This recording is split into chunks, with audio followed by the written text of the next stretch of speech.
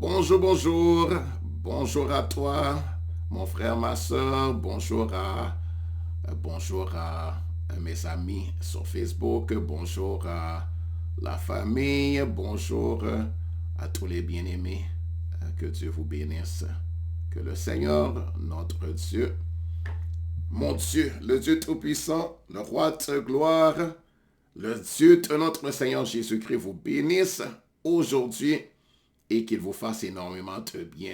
Qu'il répande sa grâce et sa faveur sur vous. Qu'il répande sa grâce et sa faveur sur vous. Qu'il répande sa bénédiction dans vos vies. Qu'il vous fasse du bien. Que le Seigneur notre Dieu aujourd'hui fasse des merveilles dans vos vies. Le Seigneur de gloire, celui qui vous aime, celui qui nous aime, celui qui nous a tellement aimés jusqu'à se sacrifier pour nous, jusqu'à mourir à la croix, jusqu'à prendre sur lui-même les châtiments que nous méritions, afin qu'on ne périsse pas, afin qu'on soit délivré des châtiments terribles que méritent nos péchés, que méritent nos crimes, que méritent nos iniquités, que mérite notre que mérite le fait qu'on s'est éloigné de Dieu, qu'on est mort, on a subi la mort spirituelle. Adam a péché, Adam s'est laissé séduire, Adam a fait ce qui a amené la mort sur la race humaine, la mort spirituelle qui est la séparation avec Dieu, la source de vie, la mort spirituelle. Premièrement, qui a amené aussi la mort physique, qui a amené toutes les malédictions qui sont sur la terre. Le péché d'Adam. Adam a péché et nous aussi, ses enfants, nous avons péché. Nous avons commis des iniquités. Nous avons fait ce qui est mal. Mais Dieu nous a tellement aimés qu'il a donné son Fils unique afin que quiconque croit en lui ne périsse pas, mais qu'il ait la vie éternelle, comme la Bible le dit. Gloire à Dieu. Et ça, c'est la puissance de la croix de Jésus. Donc la fois dernière où je vous ai parlé de la croix. Je vous ai parlé de la croix, c'est-à-dire le sacrifice de Jésus. Le sang de Jésus qui a été versé à la croix. Je vous ai parlé du pourquoi du sacrifice de Jésus en prenant ce qui est écrit dans le livre du prophète Isaïe chapitre 52 et chapitre 53. Et je pense qu'on a pu voir vraiment la puissance de la croix, de l'amour de Dieu, comment Dieu nous a aimés. Dieu a fait un plan pour nous délivrer des conséquences du péché, nous délivrer de ce que le diable nous a causé, parce que c'est le diable. C'est Satan, le diable, l'ange déchu, Lucifer, l'ange déchu, celui qui a amené les anges à la rébellion, qui les a amenés à la révolte contre leur Dieu, contre leur Créateur, contre leur Seigneur, avec qui ils étaient en paix, avec qui ils avaient la paix, l'amitié, ils étaient heureux dans la présence de Dieu, dans la création de Dieu, ils exerçaient leur fonction, leur ministère, et à un moment donné, l'un d'eux est devenu rebelle. L'un d'eux est devenu contredisant. L'un d'eux est devenu orgueilleux. Et c'est le diable, Satan, comme c'est écrit dans la Bible. C'est écrit dans la Bible. L'un des anges que Dieu avait créé est devenu rebelle. Il est devenu un orgueilleux. Il est devenu un rebelle. Il s'est révolté contre Dieu, contre son Seigneur, contre son Créateur, contre celui qui l'avait créé, contre celui qui lui avait donné tout ce qu'il avait.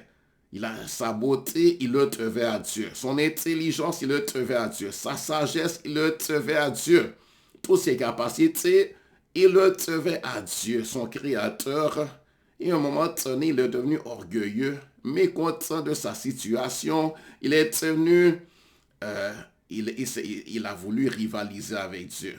Il a voulu faire compétition avec son Créateur. Il s'est mis à manigancer contre Dieu. Il s'est mis à comploter contre contre son Dieu, contre son roi, contre son Seigneur, qui était en paix avec lui, qu'il avait aimé, qu'il avait honoré, qu'il avait chéri, qui lui avait fait du bien. Et il a fait ses projets renverser Dieu, des projets de rébellion et il a fomenté la rébellion. Il a fomenté la rébellion. C'est ça qui est écrit dans la Sainte Bible. C'est ça qui est écrit, c'est ça qui est arrivé. Et cet ange-là, cette créature de Dieu, une créature angélique, qui était... Donc c'est un autre type de créature que nous les hommes. Un autre type de créature. Et cette créature qui est puissante, une créature très puissante, une créature qui était très honorée, une créature qui était très intelligente, qui avait une personnalité, un caractère, et qui était bien. Et voici, c'est révolté contre Dieu d'après ce que la Bible nous dit. Bon là, peut-être, vous avez jamais entendu parler de ça. Et je pense que je vais vous lire où c'est écrit. Mon sujet aujourd'hui, c'était vous parler de la croix de Jésus. Pourquoi Jésus est mort à la croix? Hein? Bon, en fait, quand j'ai déjà dit pourquoi Jésus est mort à la croix, mais je voulais vous parler d'un autre aspect de la croix, mais voici que il me vient à cœur de vous parler de celui qui a causé la rébellion sur la terre, celui qui a causé ça, celui qui est le responsable de tout ça, parce qu'on a peu entendu parler de lui. Mais celui-là, il est notre ennemi. Il est l'ennemi de tous les hommes. Il est l'ennemi de la race humaine et il est l'ennemi de Dieu. Et je sens de vous parler de l'ennemi de Dieu. Et l'ennemi de tous les hommes. Hein? Donc, je vais vous parler je pense que je vais vous parler de ça. Hein? Il m'est venu à la pensée de vous parler de cela. Hein? Parce qu'on a un ennemi invisible, un ennemi terrible, un ennemi redoutable. Et Jésus, Dieu est venu nous délivrer de cet ennemi aussi. On était en esclavage de cet ennemi. Et c'est lui qui a causé le péché. Et c'est lui c'est un ennemi. Un ennemi contre lequel se mettre en garde. Et la croix de Jésus aussi, c'était pour nous délivrer de cet ennemi. Des conséquences du péché, mais aussi de cet ennemi, parce que c'est un ennemi qui est là, c'est un ennemi redoutable. Et c'est lui qui nous garde en captivité. C'est lui qui cause que les hommes prennent la drogue, l'alcool. C'est lui qui est celui-là qui force les hommes à se saouler. Il pousse à l'ivresse. Il pousse les hommes à prendre de la drogue, à la toxicomanie, au péché sexuel, aux impuretés, aux abominations sexuelles. Toutes sortes d'abominations. Il pousse les hommes dans l'adultère. Il pousse les hommes dans l'homosexualité. Il pousse les hommes dans toutes sortes de choses indignes et abominables. Je vais vous parler un peu de lui aujourd'hui pour vous montrer de quoi Jésus nous a sauvés. De quoi et de qui Jésus nous a sauvés. Parce qu'il est dans l'invisible. Donc, dans Isaïe chapitre 14, il est écrit, donc je commence au verset 1, il est écrit dans Isaïe chapitre 14, il est écrit car l'Éternel aura pitié de Jacob. Il choisira encore Israël et il les rétablira dans leur pays. Les étrangers se joindront à eux et ils s'uniront à la maison de Jacob. Les peuples les prendront et les ramèneront à leur demeure et la maison d'Israël les possédera dans le pays de l'Éternel comme serviteurs et comme servantes. Ils retiendront captifs ceux qui les avaient fait captifs et ils domineront sur leurs oppresseurs. Et quand l'Éternel t'aura donné du repos, après tes fatigues et tes agitations, et après la dure servitude qui te fut imposée, alors tu prononceras ce chant sur le roi de Babylone et tu diras. Donc ici, je vous dis tout de suite, le roi de Babylone dont il est question, ce n'est pas la Babylone terrestre. Babylone, c'est l'Irak. Hein, c'est le pays de ces Chaldéens, le pays aujourd'hui qu'on appelle l'Irak. Oui, il y a l'Iran, l'Irak, qui sont voisins. Donc, c'est ce pays-là, le pays du roi Nebuchadnezzar, le pays aujourd'hui, on appellerait l'Irak. Mais dans ce temps-là, c'était Babylone. Et donc, il y avait la Babylone terrestre, c'est-à-dire le pays, la terre, la nation de Babylone, ce pays-là, cette région de la terre. Mais ici, vous allez voir qu'il parle Il parle d'un être spirituel invisible. Il ne parle pas, et en fin de compte, quoi que celui-là, il a une influence sur la terre. Il a une influence sur la terre et c'est lui qui cause beaucoup de dégâts, celui-là. Je veux l'exposer aujourd'hui parce que la croix de Jésus nous délivre de celui-là. C'est important de savoir de quoi Jésus nous délivre. Et de quoi et de qui. Jésus nous délivre du péché. Il nous délivre de la maladie et de la puissante maladie. Il nous délivre des malédictions. Il nous délivre des châtiments, mais il nous délivre aussi d'un tyran qu'on appelle Satan, le diable, et toutes ses cohortes, tous ces, les êtres, tous ceux-là qui sont avec lui. Donc les anges déchus. Ils sont nombreux, hein, ils sont très nombreux. Voici où c'est écrit. Il est écrit, et quoi? Il a dit, alors tu prononceras ce chant sur le roi de Babylone et tu diras, et quoi? Le tyran n'est plus. L'oppression a cessé. L'Éternel a brisé le bâton des méchants. L'Éternel a brisé le bâton des méchants. La verge des dominateurs. Celui qui frappait, celui qui dans sa fureur frappait les peuples. Celui qui dans sa fureur frappait les peuples par ses coups sans relâche. Celui qui dans sa colère subjuguait les nations est poursuivi sans ménagement. Toute la terre jouit du repos et de la paix. On éclate en chant d'allégresse. Les cyprès même, les cèdres du Liban se réjouissent de ta chute. Depuis que tu es tombé, personne ne monte pour nous abattre. Le séjour des morts s'émeut jusque dans ses profondeurs pour t'accueillir à ton arrivée. Il réveille devant toi les morts, tous les grands de la terre. Il fait lever de leur trône tous les rois des nations. Tous prennent la parole pour te dire, toi aussi tu es sans force comme nous. Tu es tenu semblable à nous. Ta magnificence est descendue dans le séjour des morts avec le son de tes luttes. Sous toi est une couche de verre et les vers sont ta couverture. Te voilà tombé du ciel, astre brillant, fils de l'aurore. Tu as battu à terre, toi le vainqueur des nations. Tu disais en ton cœur, je monterai au ciel. J'élèverai mon trône au-dessus des étoiles de Dieu. Je m'assiérai sur la montagne de l'assemblée, à l'extrémité du septentrion. Je monterai sur le sommet des murs. Je monterai sur le sommet des nues. Je suis en train de lire Isaïe chapitre 14 et je suis rendu au verset 14. Il est écrit, je monterai sur le sommet des nues. Je serai semblable au Très-Haut. Mais tu as été précipité dans le séjour des morts, dans les profondeurs de la fosse. Ceux qui te voient fixent sur toi le regard. Ils te considèrent attentivement. Est-ce là cet homme qui faisait trembler la terre, qui ébranlait les royaumes, qui réduisait le monde en désert, qui ravageait les villes et ne relâchait point ses prisonniers? Tous les rois de la terre, oui, tous reposent avec honneur. Chacun dans son tombeau. Mais toi, tu as été jeté loin de ton sépulcre, comme un rameau qu'on dédaigne, comme une dépouille de gens tués à coups d'épée et précipités sur les pierres d'une fosse, comme un cadavre foulé aux pieds. Tu n'es pas réuni à eux dans le sépulcre, car tu as détruit ton pays. Tu as fait périr ton peuple. On ne parlera plus jamais de la race des méchants. Préparez le massacre de ses fils à cause de l'iniquité de leur père, qui ne se relèvent pas pour conquérir la terre et remplir le monde d'ennemis. Je me lèverai contre eux, dit l'Éternel des armées. Je me lèverai contre eux, dit l'Éternel des armées. Je supprimerai le nom et la trace de Babylone.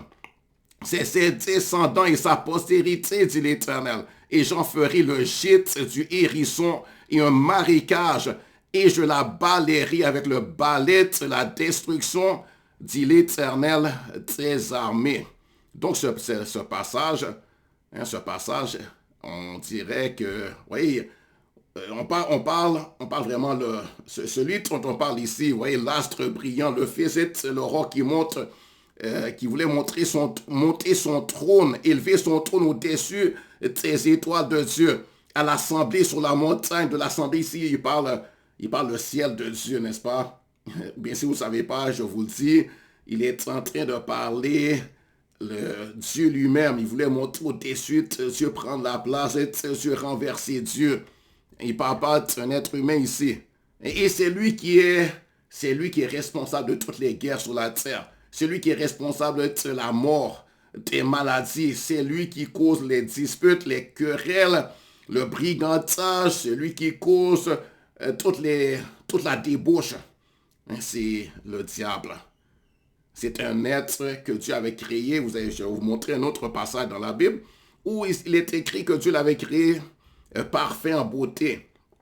Et il était beau, il était dans la gloire, dans l'honneur. Il n'avait rien à se plaindre. Et voici qu'à un moment donné, il s'est levé contre son Créateur.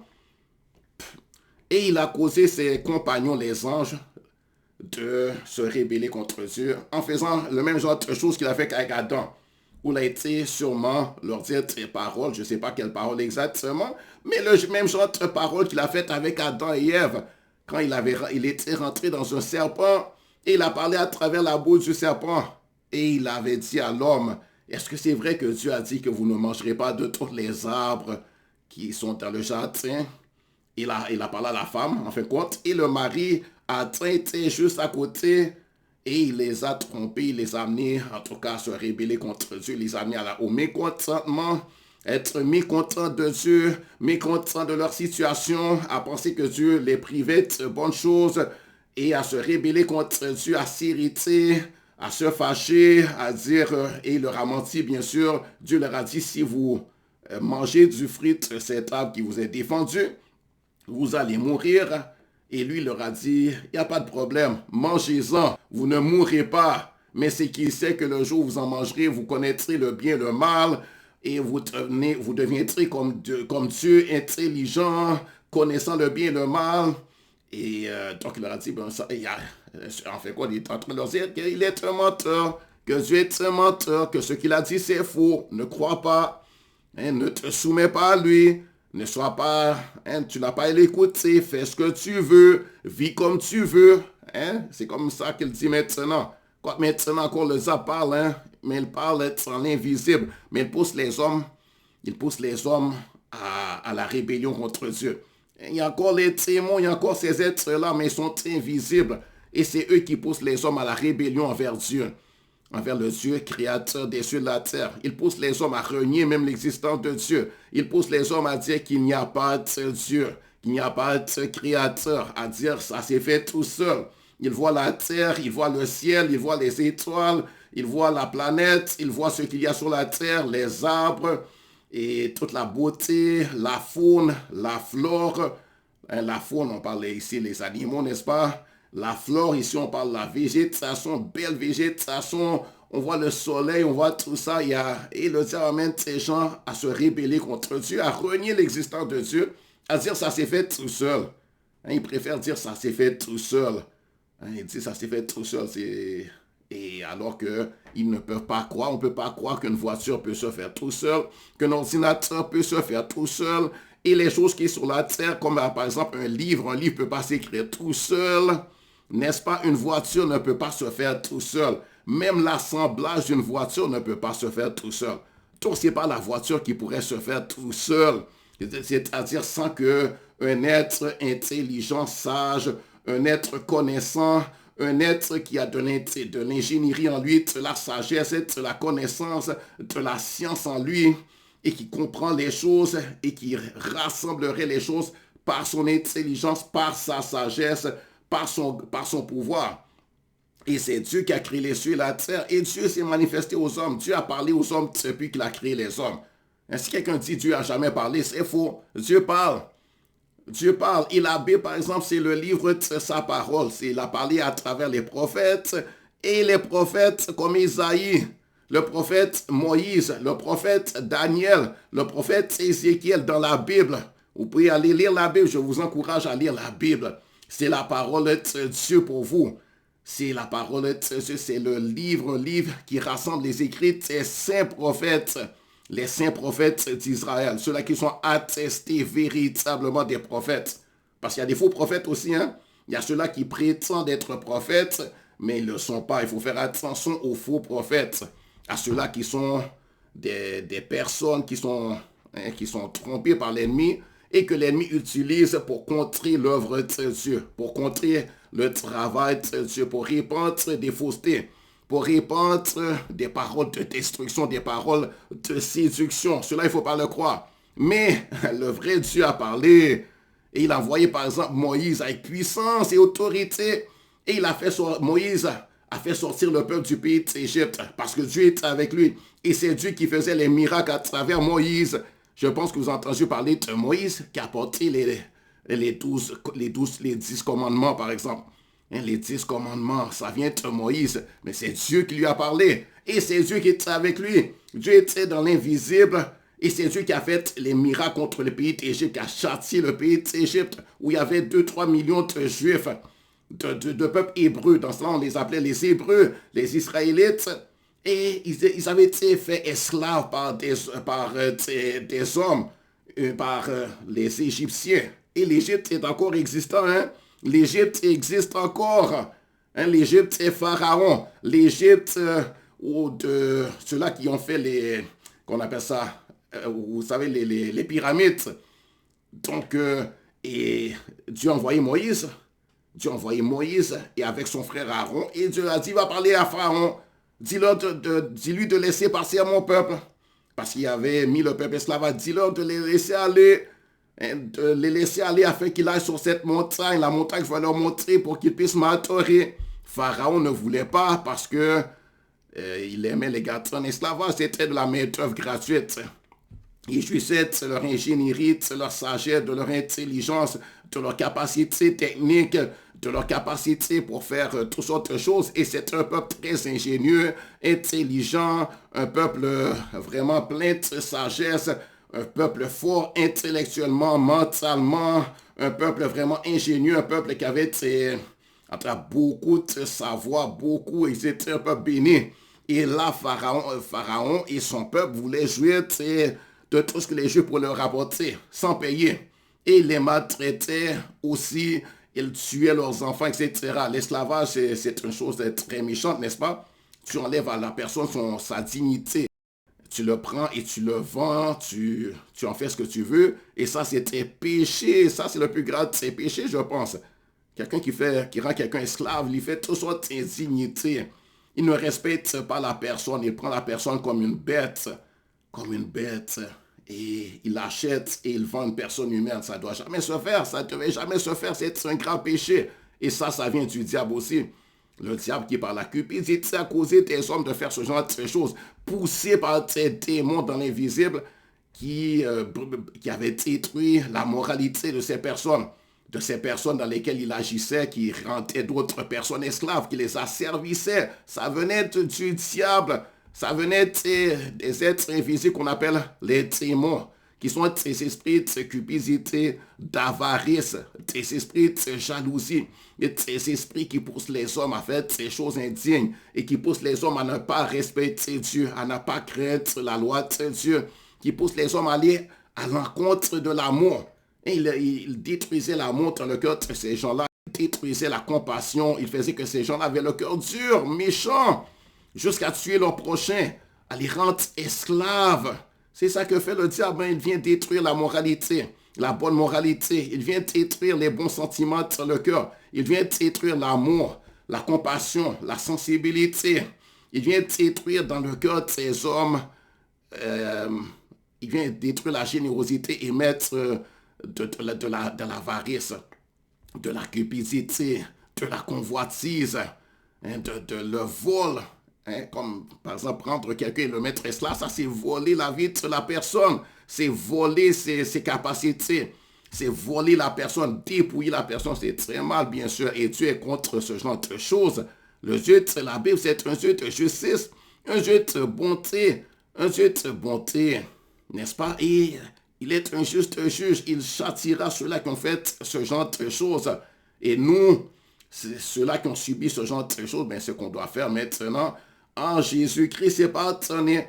C'est pardonner ceux qui ont fait ce genre de choses. Et même dans les temps modernes, c'est-à-dire dans les années où on vit maintenant, il y a eu ce genre de choses il n'y a pas si longtemps que ça. On le sait, il y a eu ce genre de choses même aux États-Unis. Il y a eu ce genre de séjour dans les Caraïbes, dans les Antilles, où ces peuples ont été asservir d'autres peuples, les rendre esclaves. Et ça, c'est péché. Et ceux, par exemple, maintenant qui font du kidnapping, qui kidnappent des gens pour en soutirer de l'argent, pour dépouiller leur famille, cela, c'est très pécheur, c'est très méchant. Et ils devraient se repentir. Et d'ailleurs, je les appelle à se repentir et arrêter de faire cela. Dieu nous appelle à la repentance de nos péchés. Et Dieu est prêt à pardonner. C'est pour ça que Jésus est venu, pour qu'on puisse être pardonné. Car tous ont péché, ils sont privés de la gloire de Dieu. C'est ça que Dieu dit. Tous les hommes ont péché. Un seul était sans péché, c'est Jésus, le Fils de Dieu, qui est né de la Vierge Marie, qui est né d'une naissance surnaturelle. Et c'était Dieu qui a pris la forme d'un homme. Il est venu, il a offert sa vie en sacrifice, afin qu'on ne périsse pas, mais qu'on ait la vie éternelle. La Bible dit dans Jean chapitre 3, Dieu a tant aimé le monde qu'il a donné son Fils unique. Et ça, c'est Jésus. Afin que quiconque croit en lui ne périsse pas, mais qu'il ait la vie éternelle. Ne pas périr, ça veut dire être pardonné. Ne pas avoir à subir les châtiments terribles que méritent tous nos péchés, toutes les fautes qu'on a faites, les crimes, les abominations, les péchés comme mentir, tromper, tricher, comme des péchés encore plus graves, comme par exemple tuer quelqu'un. Mais même mentir, c'est très grave. Hein? Mentir, c'est un grave péché. Parce que le diable, par exemple, qu'est-ce qu'il a fait à Adam? Il lui a menti consciemment, volontairement. Et il savait ce qu'il faisait, c'était pour détruire son prochain en lui mentant. Donc c'est quelqu'un qui ment, c'est un péché grave. Hein? C'est un péché, tromper quelqu'un, tricher quelqu'un, lui dire ses faussetés. C'est grave. C'est grave. Et les plus graves des mensonges, c'est les péchés d'autres, par exemple, de parler de Dieu en mal, hein, de tromper les gens en ce qui concerne Dieu, leur dire, par exemple, que Dieu n'existe pas.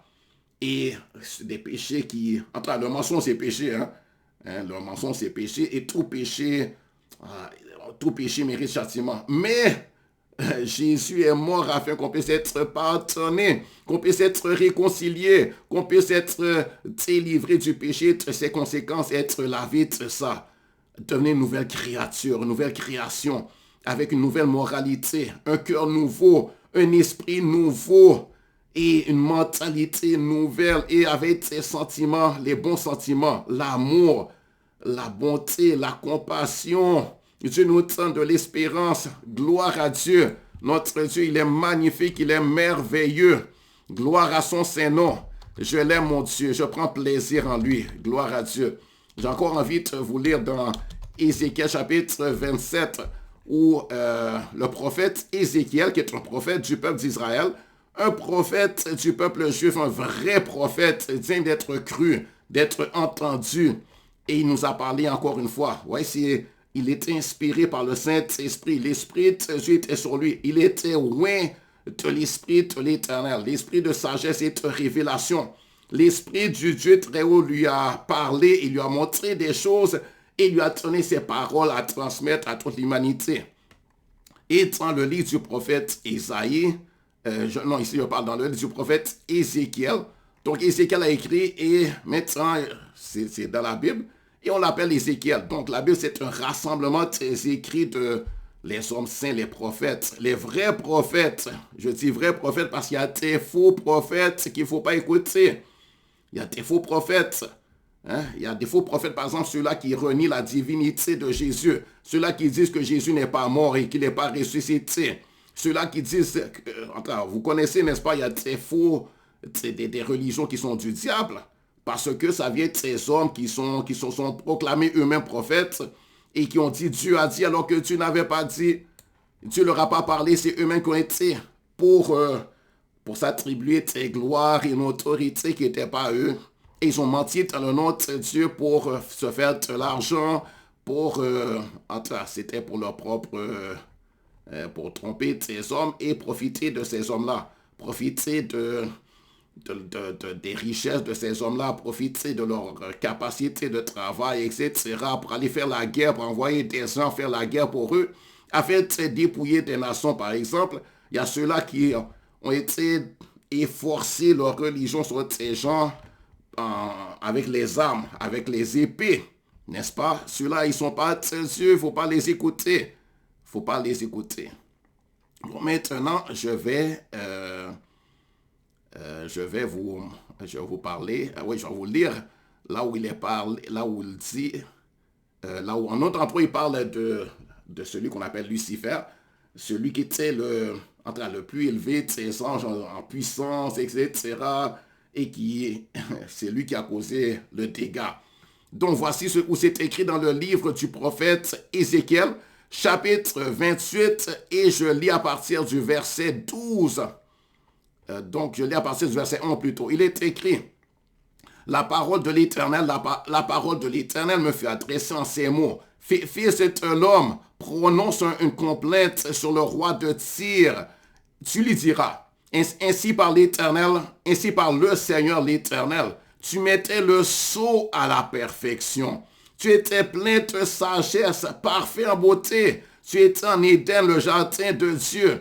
Tu étais couvert de toute espèce de pierres précieuses, de sardoine, de topaz, de diamants, de chrysolite, d'onyx, de jaspe, de saphir, d'escarboucle, d'émeraude et d'or. Tes tambourins, tes flûtes étaient à ton service. Préparé pour le jour où tu fus créé. Tu étais un chérubin protecteur aux ailes déployées. Je t'avais placé et tu étais sur la sainte montagne de Dieu. Tu marchais au milieu de tes pierres étincelantes. Tu as été intègre dans tes voies depuis le jour où tu fus créé, jusqu'à celui où l'iniquité a été trouvée chez toi. Il dit, tu as été intègre dans tes voies depuis le jour où tu fus créé, jusqu'à celui où l'iniquité a été trouvée chez toi. Hein?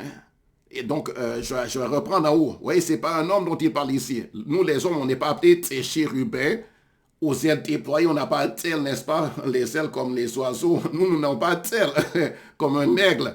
Nous n'avons pas d'ailes. Nous sommes des hommes et nous ne sommes pas appelés chérubins. Ici, c'était des chérubins. Les chérubins, c'est une catégorie d'anges de Dieu qui ont des ailes. Hein? D'ailleurs, la Bible parle des chérubins à d'autres endroits. C'est des créatures spirituelles, c'est des créatures qu'on appelle angéliques. Par exemple, dans un endroit dans Apocalypse chapitre 4, on voit des chérubins et les chérubins avaient des ailes. Certains avaient un visage d'homme et d'autres avaient un visage d'un bœuf. Un autre ressemblait à un aigle qui vole, etc.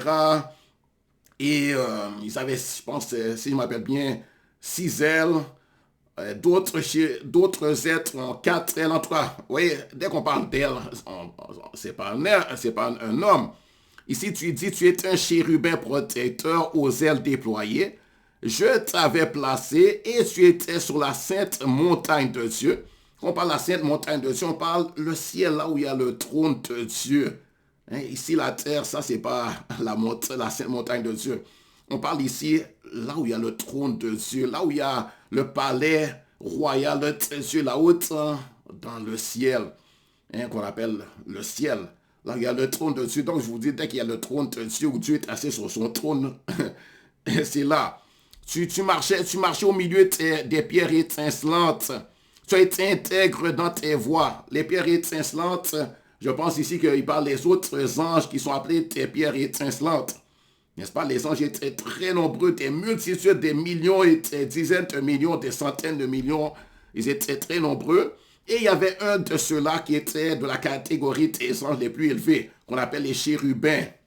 Il y a aussi une autre catégorie qu'on appelle les séraphins. Une autre catégorie qu'on appelle les archanges.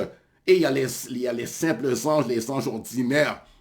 Donc lui, il était de la catégorie la plus élevée des anges. Et tous les anges ils n'avaient pas tous la même puissance, la même autorité, les mêmes capacités.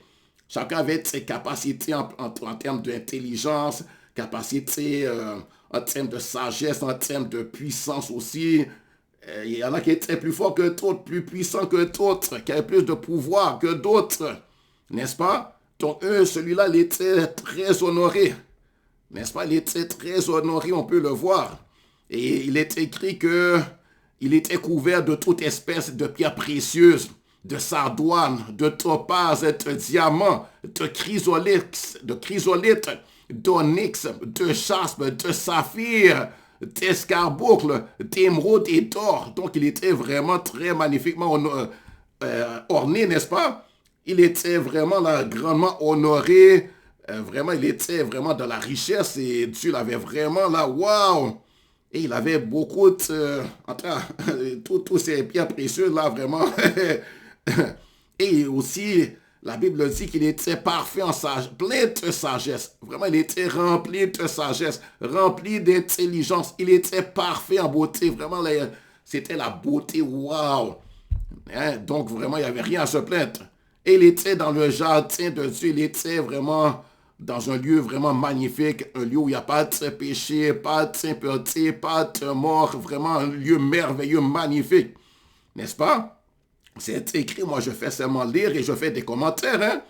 Et donc je relis les dits, tu étais couvert de toute espèce de pierres précieuses, de sardoine, de topaz, de diamante, chrysolite, d'onyx, de jaspe, de saphir, d'escarboucle, d'émeraude et d'or. En passant tous ces jours-là, c'est Dieu qui les a fait. Hein?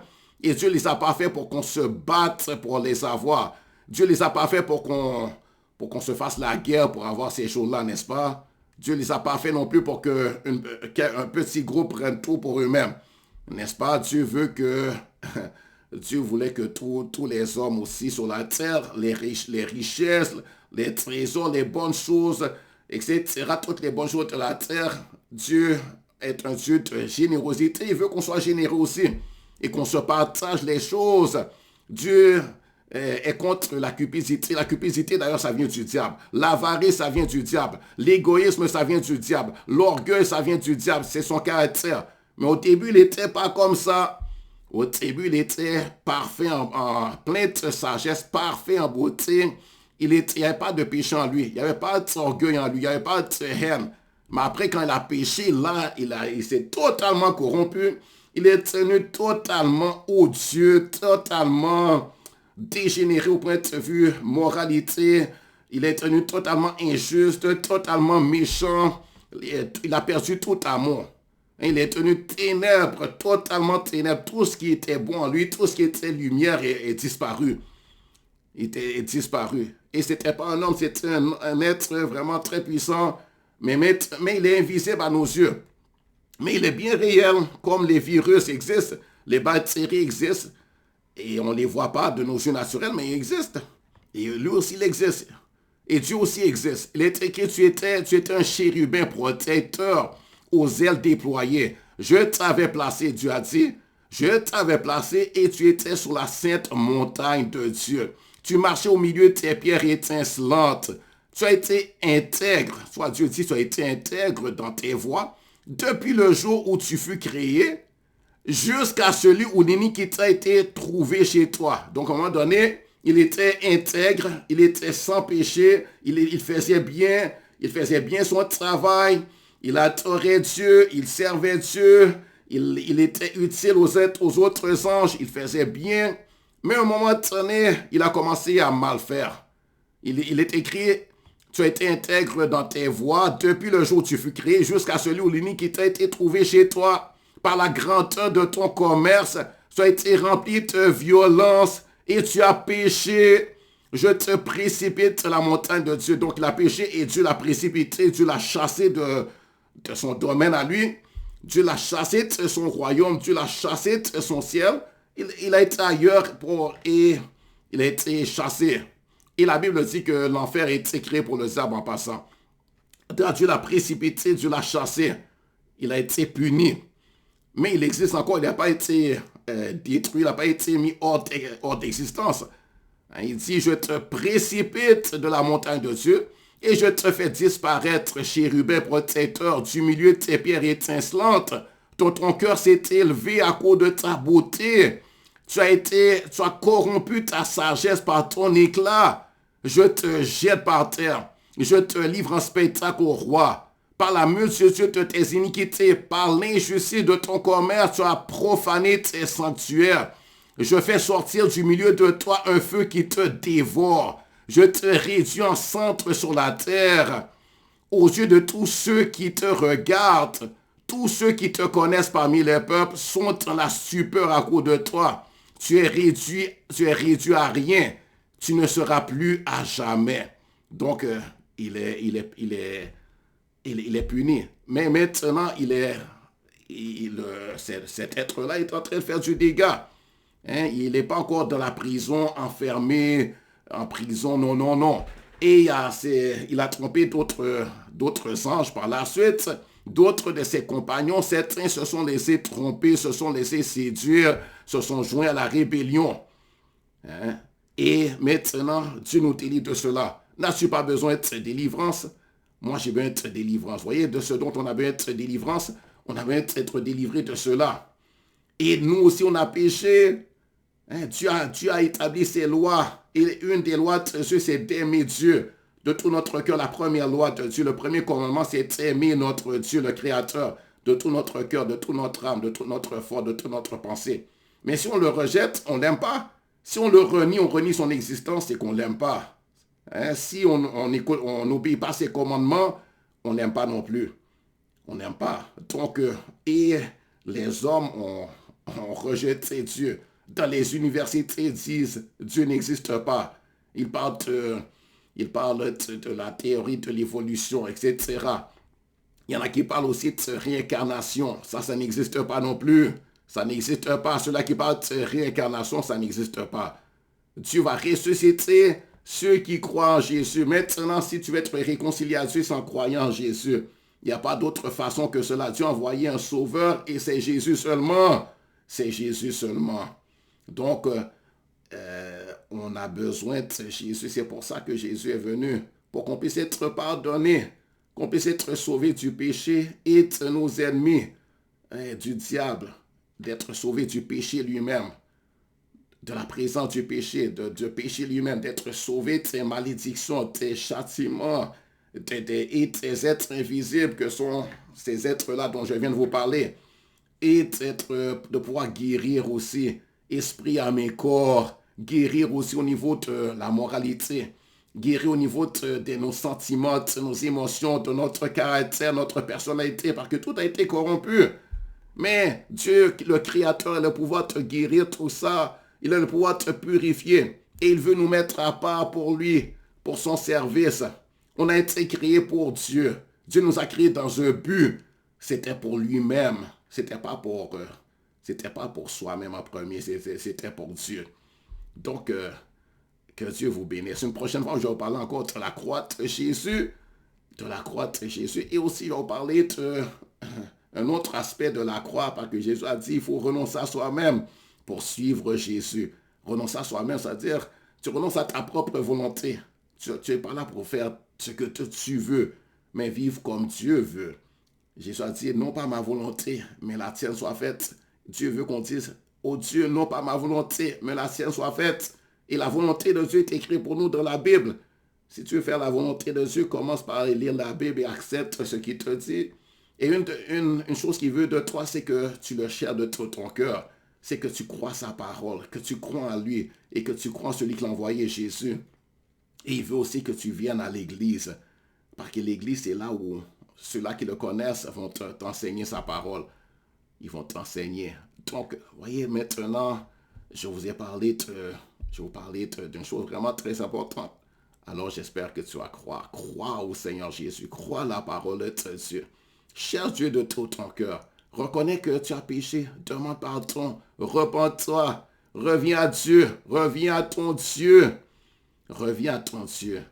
Et demande pardon pour tes péchés. Confesse Jésus comme ton Seigneur et Sauveur. Et si tu veux faire ça maintenant, si tu veux renoncer au diable, renoncer à tout ce qui est du diable aussi, renoncer aux œuvres du diable, renoncer à la vie de péché pour vivre une vie sainte, le genre de vie pour lequel Dieu nous avait créé, une vie de bonté, d'amour, de droiture, d'intégrité, de justice. La sainteté, vraiment, c'est la nature de Dieu. C'est d'être comme Dieu, Dieu, il est comme Jésus est comme Dieu. Si tu veux savoir comment Dieu veut que tu sois, regarde à Jésus. C'est comme ça que Dieu veut que tu sois. Et tout ça, la loi n'est pas contre ça. Donc, si tu veux, fais cette prière après moi. Dis, oh Dieu, mon Créateur, le Créateur de tout l'univers, le Créateur de nous les hommes, le créateur des animaux, le créateur de la nature, le créateur de tout ce que je vois de mes yeux, la nature, le soleil. Mon Dieu, je viens à toi. Mon Dieu, j'ai entendu parler de toi. Et je reconnais que j'ai péché contre toi. La race humaine a péché contre toi. Moi-même, j'ai péché contre toi. Moi-même, j'ai été rebelle. Moi-même, j'ai été incrédule. Moi-même, j'ai péché de différentes façons. Je le reconnais. Et je veux te demander pardon. Je veux te demander pardon. Je me repens. Je ne veux plus vivre une vie de péché. Je veux vivre comme tu veux que je vive. Je veux être agréable à toi. Je veux faire ta volonté. Je veux être réconcilié à toi. Je veux être pardonné de mes péchés. Je veux, je veux être avec toi. Je veux être dans la relation avec toi. Je veux être en relation avec toi. Je veux me soumettre à toi et je me soumets à toi. Pardonne mes péchés. Pardonne mes fautes. Pardonne mes manquements. Pardonne tout ce que j'ai fait de mal. Et je reconnais avoir beaucoup péché de différentes façons, en pensée, en parole, en action. Et même ce que je devais faire pour ne pas avoir fait ce que je devais faire, j'ai péché aussi pour ne pas avoir fait certaines choses que je devais faire. Et j'ai péché en faisant ces choses que je ne devais pas faire. Pardonne-moi à cause du sacrifice de Jésus, à cause de la croix de Jésus, à cause du sang versé de Jésus qui est mort afin que je puisse être pardonné. L'innocent est mort pour le coupable que je suis. Pardonne-moi, sauve-moi, donne-moi la vie éternelle. Fais-moi ton enfant d'adoption. Fais-moi naître de nouveau.